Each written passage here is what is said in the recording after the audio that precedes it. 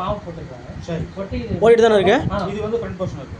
Front இது back. Okay, போட்டு உள்ள ஓகே, போட்டு கடைசி வரைக்கும் தள்ளிடுச்சு. இப்போ மேலே மிஷின் வந்து அப்பில் இருக்கு. இது ஆஃப், இது டவுன்.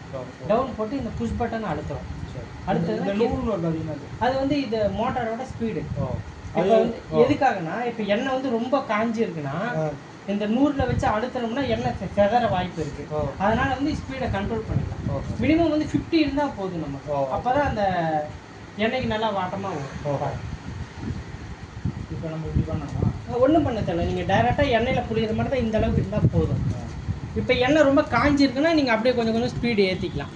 ஓகே பாருங்க, நீங்கள் 100 வரைக்கும் வச்சுக்கலாம், ஒன்றும் ஆகாது.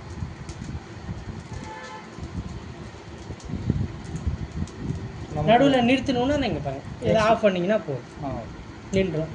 இதால் கட் பண்ணி கரண்டியால் கட் பண்ணி கட் பண்ணிக்கலாம். அது எண்ணெயிலே உளுந்துடும். ஒன்றுமே பண்ண தேவை, இதிலே ப்ரெஸ் பண்ணலாம். மாவு தீர வரைக்கும் நீங்கள் இதிலே ப்ரெஸ் பண்ணிக்கலாம். Super super. Experience by experience தான் இது. எக்ஸ்பீரியன்ஸில் ஒரு 1 hour நீங்கள் ரன் பண்ணிங்கன்னா நல்லா படைக்கலாம். ஃபுல்லாக நல்லா இருக்குது சார், நல்லா இருக்குது. ரொம்ப மேன் பவர் ரொம்ப கம்மியாகும். இப்போ ஆஃப் ஆகிடுச்சு, மாவு தீந்துருச்சு, நின்றுச்சு. இப்போ மறுபடியும் அப் பண்ணணும். ரிவர்ஸ் பண்ணால் ஆட்டோமேட்டிக்காக அதுவே ரிவர்ஸ் ஆகி அதுவே போய் ஆஃப் ஆயிடும். மறுபடியும் நம்ம பவுல் எடுத்து மாவு ஃபில் பண்ணி போகிறது தான் வேலை. சரி, இப்போ ஒரு வாட்டி இப்போ நாங்கள்லாம் என்ன பண்ணுவோம்னாக்கா, ஒரு வாட்டி மாவு போடுவோம், உள்ள ஆயில் தடவை. இது எதுவுமே தேவையில்லாம் கேட்குது. தேவையில்லை, ஏன்னா அந்த ஸ்மூத்னஸுக்காக தேவையில்லைங்க. எதுவுமே நீங்கள் மெயின்டெனன்ஸே கிடையாது. எதுவுமே தேவையில்லை. அது இப்போ ஆட்டோமேட்டிக்காக அதுவே மேலே போய் நின்றுக்கும். நீங்கள் ஆயிலோ கிரீஸோ எதுவுமே போட தேவையில்லை. நீங்கள் அப்படியே நீங்கள் போட்டு யூஸ் பண்ணிக்கலாம்.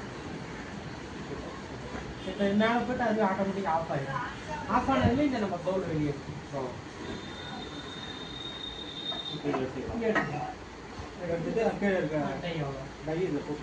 போட்டு மறுபடியும் இதை வலிச்சு இதை பண்ணி ரீஃபில் பண்ணி நீங்கள் போட்டுகிட்டே இருக்கலாம். எல்லாமே ஒன்று தான்.